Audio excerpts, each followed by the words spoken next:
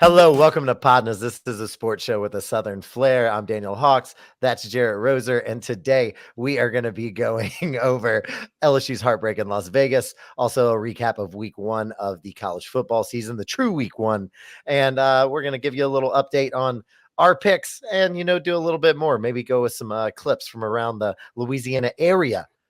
Jarrett, how are you doing? And yes, I did do it 3 times in a row. All right. We out here. Yeah, man, I'm well. You got the point right. So 3 times in a row, you're on fire. And for folks that won't see the clip of you messing up the intro the first time otherwise and just see this start, then they're thinking you're off to a way better start to this Hey, video than LSU is to the season. the And so beauty of editing. I wish LSU could just edit a couple of their plays from last night. let's just edit So edit the fourth quarter there for a little yeah, bit. let's get into it though. LSU loses to USC in heartbreaking fashion. I just my initial reaction from the game was I thought both defenses looked improved. I think that's not. I also thought there was a lot of they were improved, but it was a lot of getting bailed out. Like there's a lot of times where the USC kicker misses that field goal and gets them out of that, and then the penalties really screwed us. I just really put us in bad position after bad position, and a lot of them were just personal foul, unsportsmanlike conduct penalties, and that has nothing to do with the game. That just has to do with like a mental mindset. Yeah, that was I think the biggest takeaway from the loss. But like, Nussmeier played great. Lacey played great. Emery came on so solid. And it was great to see him come back. I thought the defensive line looked a lot better. I thought, especially the cornerbacks were putting us really made it tough for the USC receivers. And a couple of those catches were just otherworldly catches that, it was great to see. Like I would have cheered for it no matter what team I'm rooting for, unless it was Alabama. But it was a game that they could have won. I think just like the last three opening games, they're all games that LSU could have won.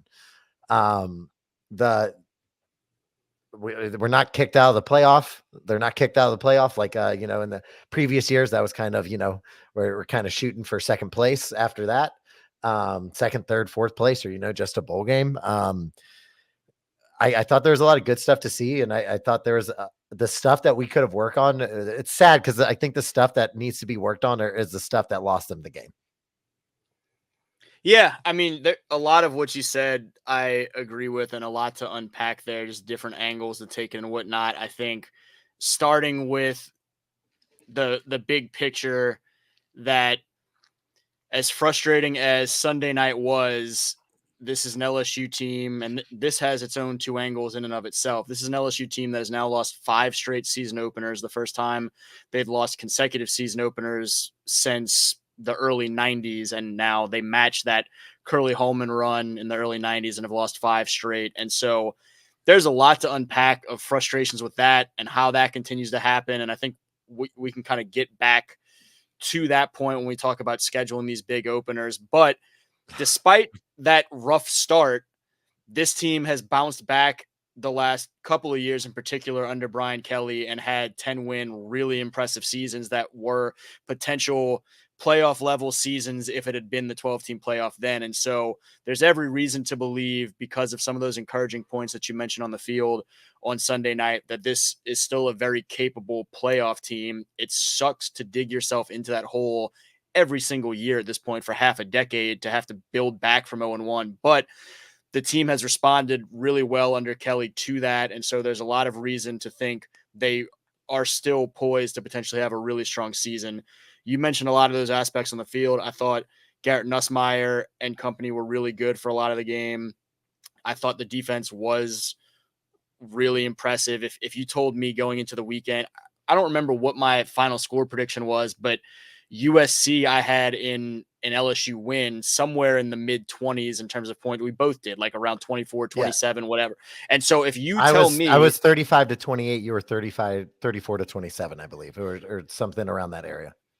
So if you tell me going into the weekend that LSU's defense holds this USC offense to 27, let alone 20 until the final seconds with that late rushing touchdown, I think that's exactly where they needed to be, but would have expected more from the offense, particularly late. In the fourth quarter, once John Emery had gotten going and the offensive line was starting to take a little bit of control there in the third quarter, I felt so incredibly confident LSU was about to put the game away, stretch it, Yeah. win by double digits, and I mean, really get close to what I expected the score to be. But something in that fourth quarter where LSU has a lead and then gets the ball and does nothing, gives it back, defense gets off the field. LSU has another chance after two consecutive defensive stops there, a second chance to go put it away and can't get anything going. It was just really unusual. Even watching on television, there seemed to be the lack of killer instinct, which then Brian Kelly said in post-game interview and was really frustrated. And so that was frustrating. How much of that is on players' vibes and getting complacent and feeling like, okay, they've got it in the bag versus how much is play calling kind of being conservative in some ways and that feeding into the players' vibes. I don't know. I think that's the conversation ultimately. But at the end of the day, the defense played well enough. I mean, the defense playing this way with last year's offense would have been a four-team college playoff team. The defense was solid enough against the USC team that is going to have big plays at some point in the game against everybody. Made great plays. You mentioned there were a handful of connections with 3 or 4 different receivers who you covered it, and it was a great And they play. they made an amazing catch, like a highlight Sports Center top 10, not only of the week but of the season type catch. That catch in the first half, that one-handed grab, regardless if maybe the ball nudged in the front at the whatever, we don't need to talk about it. It's still an amazing athletic. Only one person can get that, or it's going to go incomplete type catch.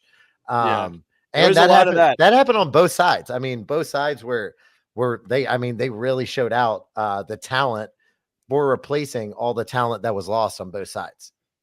Yeah, I think the things that I walk away and I'm most frustrated with in terms of little checklist moments, the personal foul penalties for sure, because one of those set that second, killer instinct opportunity drive back behind the chains right off the bat.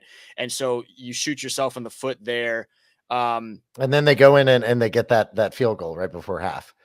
Like, it's frustrating. It's very, very frustrating. So the personal fouls, I was a little bit surprised they didn't have more success establishing the running game for more of the game until that third quarter stretch. But I mean, that was what that was. Kyron Lacey went off, had a career game in the first half, essentially. And then we only saw for most of the second half, one target his way and then got another one. And so 2 targets, both incompletions in the second half. That was a little bit confusing. And then, I mean, the vibes in the fourth quarter in terms of really being in attack mode to go put the game away, not be in a situation where you're trying to hold on and not lose it, but to go take it and win it.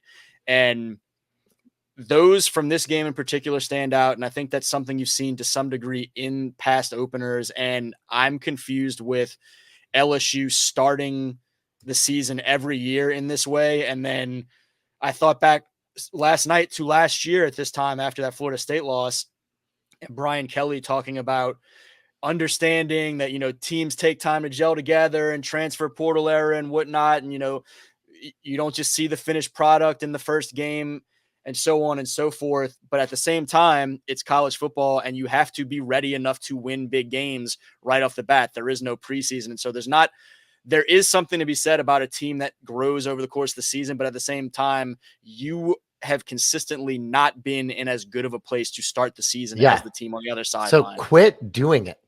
Like, schedule Emory, schedule Louisiana Tech Institute of Technology at Scranton branch. Like, schedule them first. Okay. So, get all those things out. Schedule Northwestern Eastern Tech State from Europe. Okay. Go over, do something to get a game in that is versus not your own players before you take on someone big. Like, and That I was a question understand the I had. appeal. Yeah, I understand the appeal. It draws that game probably drew in, and last year's game, the last 2 years' games versus Florida State probably drew in huge numbers and huge money for the network, and they probably love it.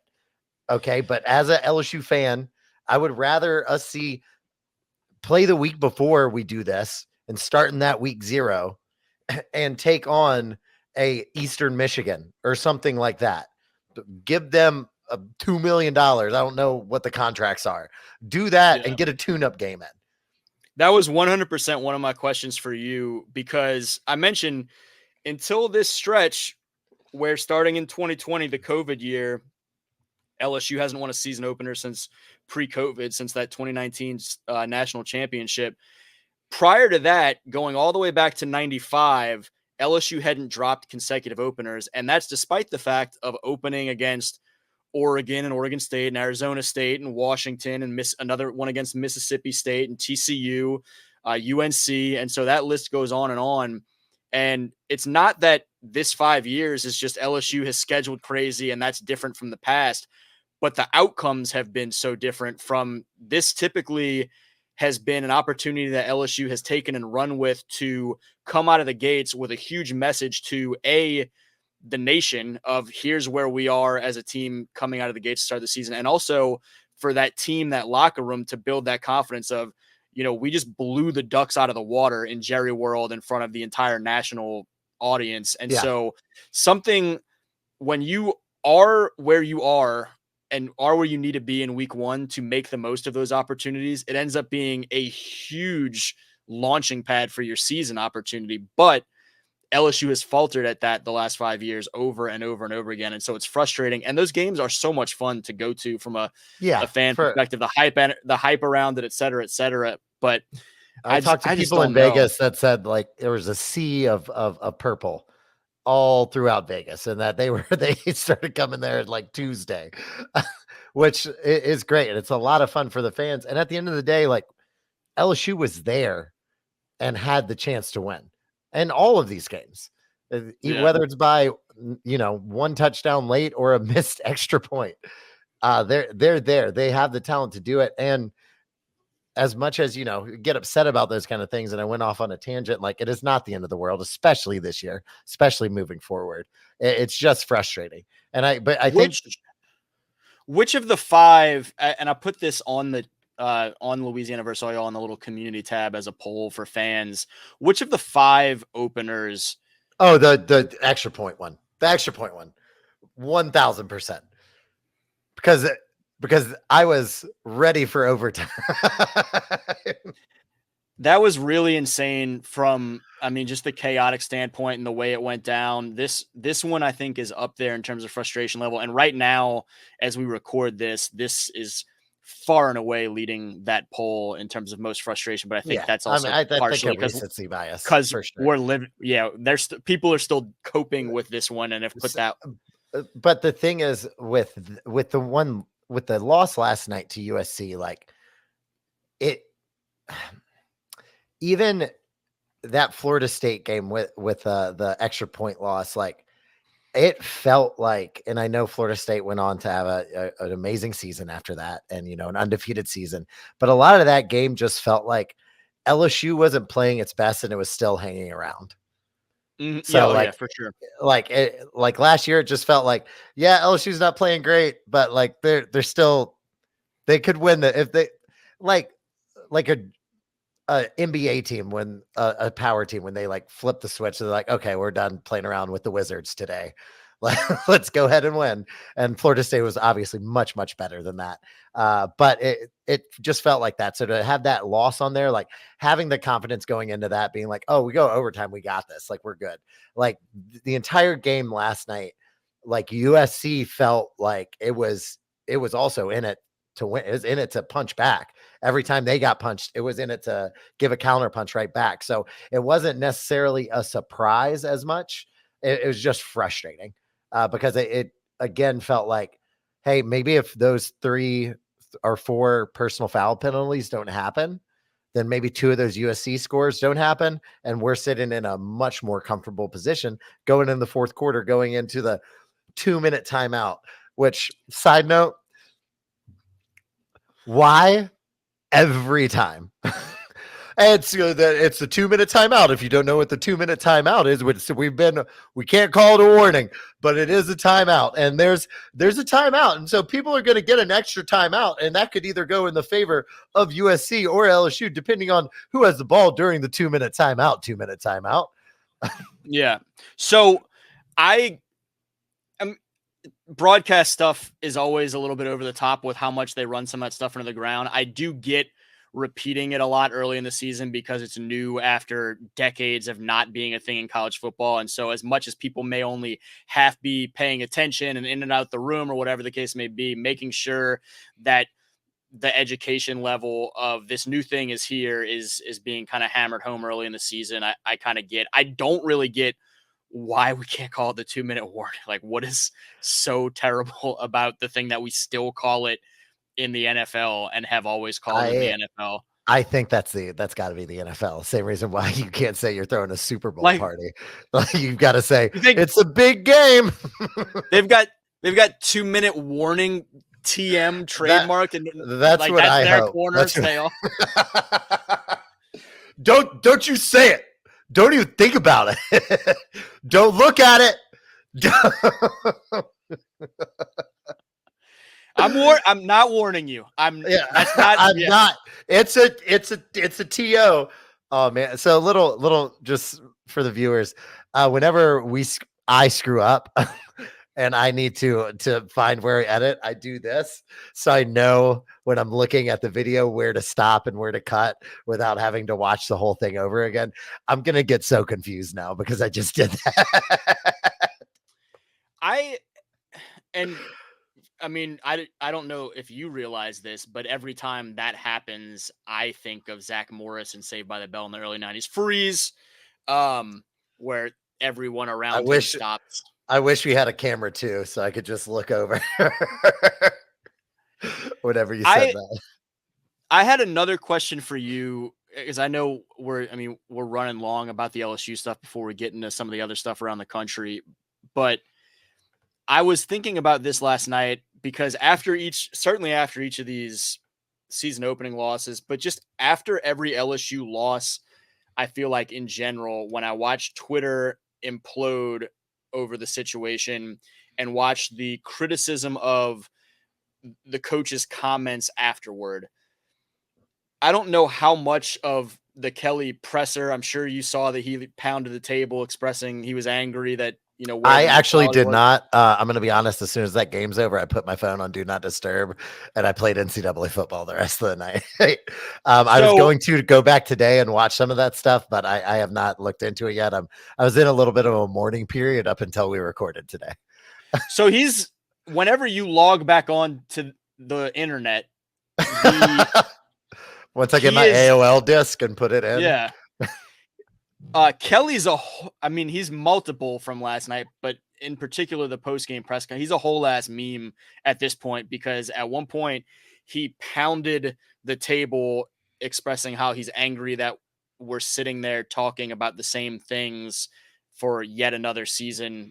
He was clearly frustrated with the personal foul penalties, 2 veterans getting called for those, and the way that all went down. And there were multiple times throughout the presser where he was pretty blunt about issues that had cost, including the personal fouls and just some of the mentality of the players late. And in each instance, it seemed like he came back around to the personal foul penalties were costly. I have to do a better job of making sure guys realize that this is unacceptable. This is not something that they can be doing. And I saw that and some other comments after where fans reacted as though he was throwing players under the bus and that he shouldn't have said what he said and stuff like that. And I'm curious, from your perspective, what do you want a coach to say afterward? Because from my perspective, from my perspective, I just feel like the frustration level for fans following the game is so high that there's essentially a strike zone for coaches' comments to hit that is non-existent at that point, and they're just going to be upset regardless of what he says. Because if he consistently after a loss says, the players did what they were supposed to do, they were great, this is on us, we'll clean it up, and doesn't say anything, then you're frustrated that he doesn't address things and he's just Yeah. giving cliche non-answers. But when he says, look, this is what cost us, these are aspects that cost us, I have to do a better job with them over this, then he gets criticized for throwing players under the bus. And you know, as well as I do, and I've been a part of this sometimes, LSU fans and SEC fans, just in general, get their panties in a bunch after a loss. And nothing that anyone says, you just got to let the tantrum go out. What Brian Kelly said is perfect. What Brian Kelly said is perfect. He didn't call out, from what I'm telling you, and I will rewatch this, but from what I'm getting from you, he didn't call out any players by name. But if you're one of those players that had the personal foul penalties that put your team in a bad position, I would be thinking that. He didn't say like it was those players' fault they got the penalty. I'm not going to do anything about it. They need to be better. He took responsibility because that is part of that coaching staff's job to make sure that they are composed in these type of situations. And they do need to do a better job of like, hey, this is a big game. You're going to be hyped up. We need to get these emotions in check, and we need to keep them inside the white lines. And inside the white lines in a way that is not going to hurt us going into the next possession, going into that kind of thing. So if he's going to do that and take an accountability of that, then yeah, that's what I want to hear. Yeah. As a very from a fan perspective. And that's what I wanted, because that's kind of my thought process there as well. And I don't mean to cape for BK at all. There's certainly shortcomings with the way that this team was prepared and has been prepared the last 3 season openers. But I'm always curious, because the way that my perspective viewing some of these type of things is definitely it coming from a different angle a lot of times than the people that I see reacting on Twitter. And so I'm to a fault, I'm always interested in how a perspective is formed and where people are coming from. Maybe when I should just not worry about it at all and just let it fly and realize it's coming from just a place of frustration and doesn't need to make sense. Yeah. But regardless, it is what it is. It was what it was. We're 0-1. Yeah. Next game is Nicholls State on Saturday night. Nicholls State on Saturday. I will not be picking them again, by the way. They've already screwed me once. Fooled me once, shame on you. Fool me twice and can't get fooled again. You know? Yeah. I think when we have our week 2 preview episode later on this week, we actually will probably spend a little bit more time talking about the Tulane game that opens the day at 11 a.m. hosting Kansas State in a game already with playoff implications. I'm trying to catch both of those games Saturday, so I will hate myself by the end of Saturday night. But all right, hey, good luck, brother. Yeah. Good luck on your journey. I'll be watching them from the TVs. But we will keep you updated with that. Let's move on. Jarrett, first I want to ask any recap, any highlights from some of the other week 1 actions in Louisiana from any of the other teams. We obviously mentioned Tulane. I know we had talked about Nicholls State, who unfortunately lost. My pick was wrong. But that game was everything that so let's go into it. Tell me what are your highlights from this weekend? So I think a lot on the Louisiana landscape outside of that LSU game was relatively straightforward. We talked some about the Tulane Thursday night opener in the Friday episode. Just, a really nice start for the Green Wave to the John Summerall and Darian Mensah era. We also, for folks that didn't get a chance to see it, we talked a little bit about ULM and Northwestern State and their openers and what those games meant. Saturday night, I was at Cajun Field. The Cajuns came out and beat Grambling State 40-10. And I thought the big takeaway there was a clearly more attacking offense from the Cajuns, and they took a deep shot downfield to start the game and really emphasized that they were trying to send a message to their players that this was going to be a different year where they really went after people a little bit more. And I thought that resonated for sure.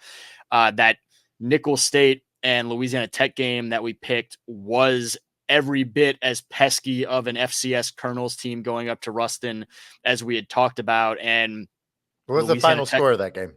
25-17. And Louisiana Tech's offense struggled in a way that has to be continued to be concerning for Louisiana Tech fans. Sonny Cumbie felt better about his defense than certainly the offense and special teams coming out of that game. But to struggle the way they did at home against Nicholls State to open the season was not what that staff wanted, with some of the frustrations that have been there for them the last couple of years and trying to turn a corner. It was a battle with an FCS opponent from down south that they would have liked to have been a little bit more smooth. Nicholls State, meanwhile, I think, despite the loss, starts with a little bit more positive vibes as they head into the rest of their schedule, the meat of their schedule. It should be a solid year for Nicholls State if they can play that type of ball against some of these other Southland opponents. Those were kind of the ones that we had closest eyes on. McNeese State and Southern played, and Southern took a lead early, and I think McNeese fans were getting a little bit frustrated after a really disappointing loss in week 0. Credit to the Jags and my guy Barry Remo, the former Catholic High Baton Rouge running back. He's a freshman. He gets in the end zone to, in his college debut for the Jags. But then McNeese State does manage to come back and win that thing 21-7. And so that was another really notable game on the schedule for sure. I meant to look up this kid's name because you're just really going to like it. One of McNeese State's quarterbacks. What is his first name? First name Camden, last name Six Killer. Oh, what a great name. For a quarterback in particular. Oh my God. Camden Six Killer. Oh yeah. I love that. They have a couple of quarterback options, but Camden Six Killer got into the game and split some reps this time around. And as I saw that, his last name is literally like Dime Killer. The word Six Killer. Yeah. Like Six Killer. Like, and a dime has 6 defensive backs. So he's literally a dime. Oh my goodness. What was he on the depth chart? Is it not 1? Because it needs to be 1. It needs to be 1 immediately. I can't wait for him to get his time, get his shine. I don't know what the outlook is moving forward. He was 2 for week 0, but they split series in week 1. And so I don't know if that's the plan moving forward or what they're doing with that. Speaking of names, my boy Kevin Concepcion at NC State had a monster week 1. So shout out to him, and one of the best names in the game. I think I'm going to just make my all name team, and that's who I'm going to rock with as like a college football fantasy team. It was just everyone with the best name. So moving on, we had our pick 'em. We picked 10 games on Friday. Jared is going to be 8-1 going into tonight's game with BC and Florida State. We each picked Florida State in that game. I would say it would give us one more chance to change it if we want, but I'm already, I took 3 L's, so I'm 6-3. I'm already behind on the pick 'em, but that's all right. Next week is a new week. We'll give you updates on that as we go. And let's move on, Jared. We've got some highlights from some high school games this week. Yeah, so we're going to start trying to incorporate for these weekend recap episodes some of the top high school plays that we have a chance to see, and we'll let fans vote over the course of a couple days and announce a winner as we go into the next weekend's action. And so I'll take them alphabetically by school and start with Alexandria. Like you said, we want to hear from y'all. So we're going to post these. We're finally going to do some Instagram content. Yeah. We're going to post these up on there. Hit up our Instagram at @PODnas_LA. Tell us which play you think is the best. And the first is Alexandria senior running back JT Lindsay, an LSU commit with a really nice run where just a lot going on in a really quick succession of moves, where you see JT with a juke in the backfield, hops over another defender, sees a lane and cuts back, makes multiple guys miss, gets outside for a second. Get off him. Quite get to the corner, but really impressive array of moves there in quick succession. another running play, Laranger quarterback, senior quarterback, 4-year starter, Colton Morris. And you're going to hear the voices here. I forgot about that part. I think it's mom and dad. It's mom and dad, Stacy and Josh Morris, with the video of Colton, and I think you'll enjoy this one. Oh, yeah! Come on, buddy. That's what I'm talking about. That's what I'm talking about. Yeah. So your senior quarterback running over a defender, keeping his balance, and then getting back up and moving the pile against multiple other defenders. Honestly, I think you'll like that one. I think you'll like a lot of these because the next one is big River Oaks defensive lineman or two-way lineman. He's an Ole Miss commit as an offensive lineman. 6'8", 315 pounds of Kenneth Boston on a fumble recovery, heading the other way from River Oaks, a small private school. Yeah. Oh, yeah. In Monroe. Oh, yeah. Watch, he knows it at the 50. Yeah. Oh, we got to send that to Marcus Spears. We got to get that on Big Man Ballin'. We've got to get that on Big Man Ballin'. All right. Kenneth Boston eating that up. That's something that the Ole Miss fans can certainly be excited about. That video I saw posted by Aaron Dietrich of KNOE, so shout out to him. But it looks like from a huddle video from River Oaks. The next video, also up in the Monroe area, is from Bayou Jam, taken by Aaron at the big rivalry matchup in the preseason between guys that'll see each other this regular season as well. Reigning champion Rustin facing Neville. They're in the same district now, with Neville moving up to 5A, and Aiden Anding, another LSU commit, had himself a day with 2 interceptions, 1 return for a touchdown, and a kick return for a touchdown to help the Bearcats win. This is actually, oddly enough, the interception where he doesn't return it, but I thought was the more impressive play on the ball of the 2 interceptions.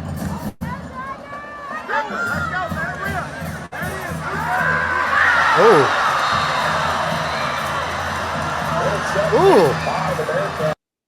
And so, yeah, he's hyper athletic. I mean, a 4-sport kid that really just started playing varsity football last year and was already a difference maker as an all-state corner. Really excited about his ceiling moving forward. And so I think some LSU fans with his recent commitment should be really excited to know that he's going to be in the secondary for years to come. And then wrapping it up right here, Baton Rouge area, the 5th option as your play of the week is from WAFB. I believe it was John Eads that shot it, or at least had part of the highlight on TV. And the quarterback, Caleb Gonzalez of Zachary High, sent it over for his receiver, Christian Brooks, who makes a hell of a play on the ball in the back of the end zone.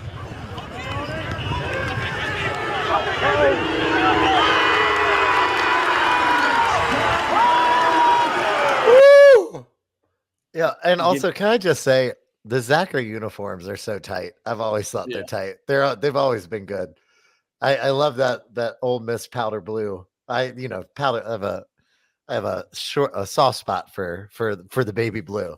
But those uniforms, one, are sick, and that catch was even sicker.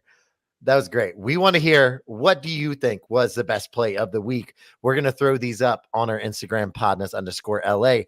But also tell us in the comments here, which one do you think was favorite? We want to hear from you. Was it 1 through 5? Go back, watch them again. Give us another view.